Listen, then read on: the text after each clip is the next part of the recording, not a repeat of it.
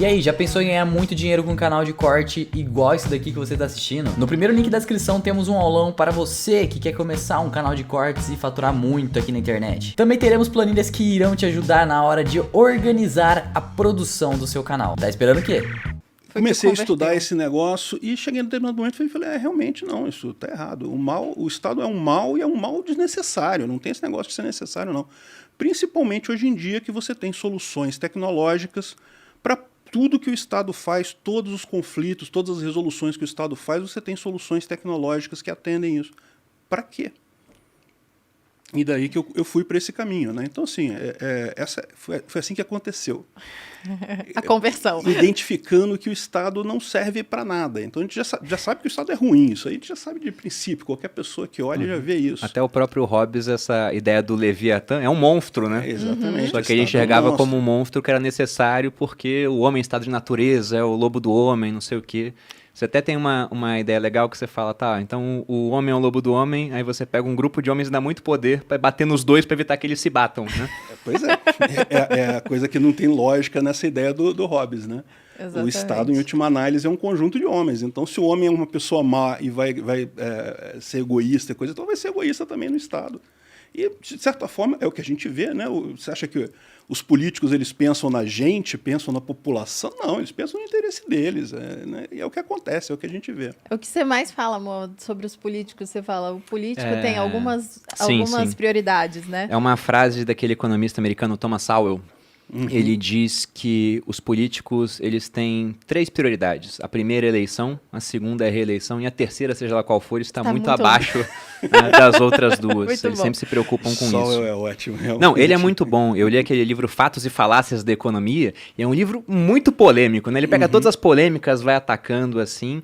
E eu postei, tô lendo esse livro do Sowell, e alguém comentou assim, o Sowell é um racista. E eu não sabia que o Sowell era negro. Caramba, aí eu fui procurar, o cara tem 90 anos, a pessoa também não devia saber sobre isso, né? Mas é um economista muito bacana, as ideias dele são bem interessantes. E várias frases emblemáticas, assim, eu gosto muito. E aí, Peter, você começou a produzir conteúdo sobre isso, pensando já em divulgar o anarcapitalismo? Como é que foi? Na verdade, começou de uma forma muito despretensiosa, né? Na época que eu fiz mestrado, eu não concluí o mestrado, tá? Então eu fiz o curso de mestrado, mas não tenho o título de mestre. Eu tomei contato com a obra A Firma, do Ronald Coase.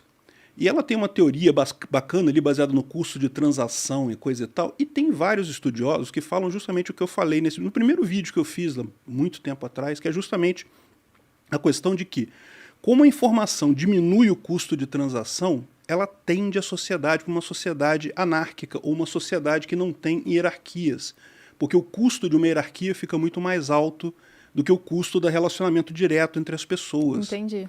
Na verdade, a obra do Ronald Coase é uma obra crítica ao capitalismo. Ele fala assim, poxa, se o capitalismo, o livre mercado é tão bom, por que as empresas se organizam de forma hierárquica? Por que você não tem livre mercado dentro da empresa? Você tem um chefe que manda nas pessoas, né? Se o livre mercado é melhor, a empresa deveria fazer isso. E aí ele elabora esse troço dizendo justamente que é o custo de transação, né? Não vale a pena a gente entrar em toda a teoria aqui, mas aí eu achei essa ideia muito bacana e achei que valia a pena botar essa ideia para o público libertário, né? Porque assim, existe muita gente que é libertário, que acredita no anarcocapitalismo, mas que não acha que a gente vai ter algum dia na sociedade anarcocapitalismo. É impossível, né? Eu também acho que não. Mas antes da gente já entrar vai ser nessa chamado história no chat de socialista. De socialista já. Vamos explicar o que é o anarcocapitalismo, porque eu sempre faço o papel aqui do burro, né? Da pessoa, ou então da audiência que está tendo o primeiro contato com esse tipo de assunto, né? Então é legal explicar o que é o anarcocapitalismo e a diferença também para o liberalismo, né? Porque as pessoas, às vezes, as pessoas acham que confundem muito um com o outro. Pois é, o liberalismo econômico já existe, o liberalismo clássico, né, já existe há bastante tempo, tem uma série de teorias e coisa e tal sobre o mercado, que é um regulador, o mercado age como um regulador e coisa e tal.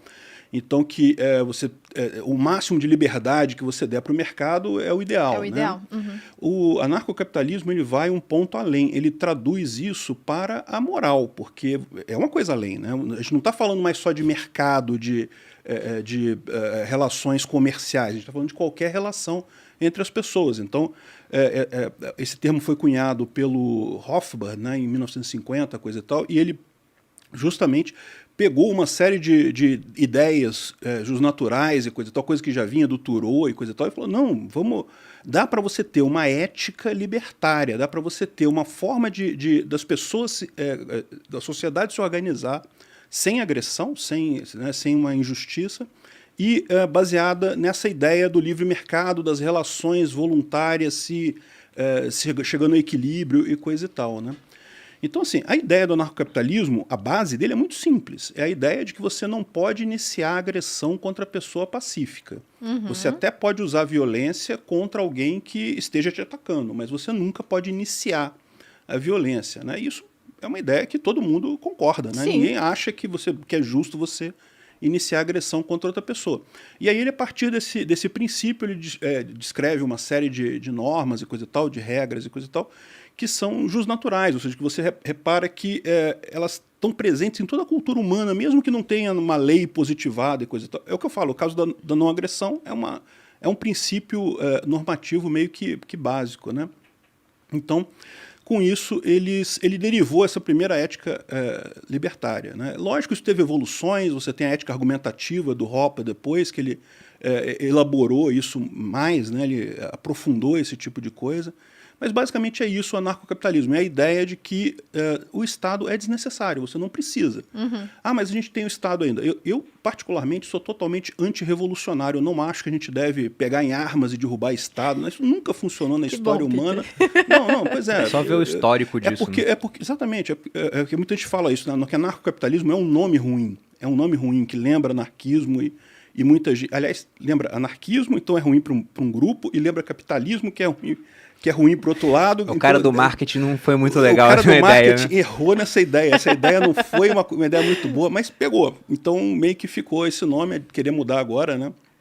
Então, a ideia é essa, né? Que a sociedade está caminhando para o anarcocapitalismo. E aí que vem a ideia do meu primeiro vídeo, que foi essa ideia do Ronald Coase, de pegar a teoria dele e mostrar que, olha só, na verdade você tem uma expectativa aqui, uma perspectiva de que se ele estava certo, se o pessoal que usou essa teoria dele do custo de transação está correto, isso pode realmente indicar que a gente está caminhando para uma sociedade anarcocapitalista, uma sociedade puramente libertária.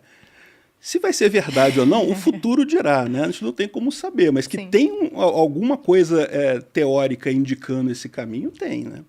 Tem... Por favor, conclua. Não, e aí esse foi o primeiro vídeo que eu fiz. Eu fiz um vídeo explicando essa questão. Quando foi, Peter? Foi 2016 ou 2017, agora eu não lembro. Eu acho que foi 2016, faz bastante tempo.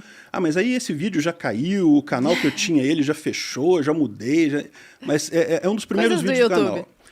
Ele tá ainda num canal que eu coloquei só esses vídeos antigos, que é o Ancapsu Classic. Só tem os meus primeiros vídeos antigões lá. E ele tá lá, esse vídeo tá lá. Pô, que bacana. E é muito interessante essa parte do custo de transação, porque se a gente for pegar em termos históricos, você pega lá, por exemplo, na Grécia Antiga. Você tinha que ter alguém cunhando as moedas, porque, por exemplo, para fazer escambo é muito ruim. Você tem que ter aquela coincidência dos desejos, né? Malu produz maçãs, ela quer espadas. Né? Eu não tenho espadas, eu crio porcos e eu quero maçãs, então vou ter que trocar, por exemplo, com o Peter, que tem as espadas, dou um porco para ele para poder trocar essa espada por maçã. Então a economia não fica dinâmica. Aí surge alguma coisa como um meio de troca, por exemplo. E acabou que as moedas metálicas foram muito usadas nesse ponto. Só que é muito fácil adulterar uma moeda metálica. Então tinha que ter um elemento de confiança. O Estado ele surgiu como essa terceira parte de confiança. E você tem outros intermediários hoje, né? No empréstimo você tem banco. Tanta confiança assim, né? Não, nunca foi, porque a história da moeda é uma história de adulteração da moeda. Mas o ponto é que, pensando em hierarquias, né? A gente usa aqui no Brasil, nós temos o oligopólio bancário. E esses caras, eles ganham muito dinheiro fazendo a intermediação de transações. Eu sou lá o rico ocioso, eu coloco meu dinheiro no banco para que ele chegue na mão do pobre industrioso. Quanto mais dinheiro tiver, menores os juros. E o banco ganha uma parte disso. Ele me paga uma taxa de juros que não cobre nem a inflação hoje em dia para emprestar para o cara por juros muito mais altos. Hoje está surgindo protocolos que fazem isso automaticamente. E é o ponto exato. O custo de transação está caindo. Começa a ter essa necessidade do Estado, do Estado ou de qualquer hierarquia, como uma entidade garantidora, como algo para... Porque é como você falou, o Estado ele foi necessário. Coisas, né? Exatamente, ele foi durante uma época da história humana, ele foi necessário. Hoje em dia não é mais. Você já falou no teu canal que nos próximos 30 anos você acha que o Estado vai cair, entre aspas, e como você disse, você não é um cara revolucionário. Até porque, pegando histórico de revolução, depois da francesa veio o Napoleão. Depois da russa veio o Stalin. Na cubana, tá lá, né? Até hoje os irmãos Castro lá passaram agora o bastão, mas ainda é um país que não é livre. Você pega lá na Coreia do Norte, é a mesma coisa. Então, histórico de revolução nunca é bom, porque na revolução ganha o mais doido, né, cara? Pois é. Você é um cara ético, não tá disposto a agredir alguém, o outro cara tá disposto a matar, ele ganha a revolução. Ele tem a vantagem, exatamente. Mas por que você acha, então, que isso vai acontecer? Por conta da ideia do custo de transação. O pessoal vai deixar de utilizar o Estado como um validador das coisas. E aí ele fale? É exatamente o que já está acontecendo agora. A gente já está vendo as pessoas passarem a usar menos o Estado, a buscarem soluções alternativas, né? Você vê um caso clássico, esse já está até meio antigo, mas é o caso do Uber, né? Que durante um tempo, por que você tinha táxi, né? Porque a ideia era que você tinha que ter uma confiança naquela pessoa que você vai entrar no carro dela, né? O Estado ia lá, garantia que o cara tinha um alvará e coisa e tal, checava direitinho. Acabou, ninguém se preocupa mais com isso, a juventude não está nem aí. Mas não é só isso, não. Tem um monte de aspectos que as pessoas estão naturalmente deixando de usar o Estado. E aí eu falo, até o pessoal da esquerda, que em tese, né, a esquerda sempre defendeu um Estado forte para tornar todo mundo igual e coisa e tal, eles estão adotando isso da mesma forma. Você vê iniciativas como Sleeping Giants e outras iniciativas desse tipo, é uma forma de justiça que isso é descrito no meio libertário, que é a forma do repúdio social, né? O que é o Sleep Giants? É um perfil... Eles estão no Twitter, né? No Twitter, eles ficam boicotando. Tipo, uma empresa fazendo coisa que eles não gostam. Sei lá, fizeram isso com a Dell, eu acho, um tempo atrás. Fizeram com um monte de empresas. Os esquerdistas adoram cancelar as pessoas. Boicote social. Boicote social, isso. Entendi. E isso é um meio libertário, porque, pensa bem, não tem Estado envolvido. Sim. Você está usando a informação para fazer justiça. Pode ser que não seja um caso justo, você não concorde, coisa e tal. A maior parte desses casos eu não concordo, mas... É direito deles fazer isso. É direito deles fazer isso. E exatamente, eles estão usando um meio libertário para fazer isso. Então, mesmo as pessoas que são mais favoráveis ao Estado, ao invés de tentar passar uma lei, de tentar usar um tribunal, elas começam a usar os meios libertários para resolver os problemas dela. E é nesse caminho que a sociedade está caminhando. É por isso que eu falo, não vai acabar a esquerda, a gente vai chegar no Capistão, não vai ser com o pessoal da esquerda falando assim, não, realmente os libertários estão certos, ou o pessoal da direita falando, não, realmente o libertário tem razão. Não, ninguém vai achar isso. A gente vai caminhando, apesar disso, todo mundo discorda do libertarianismo, mas todo mundo caminha nesse sentido porque é economicamente a melhor forma, é o melhor caminho.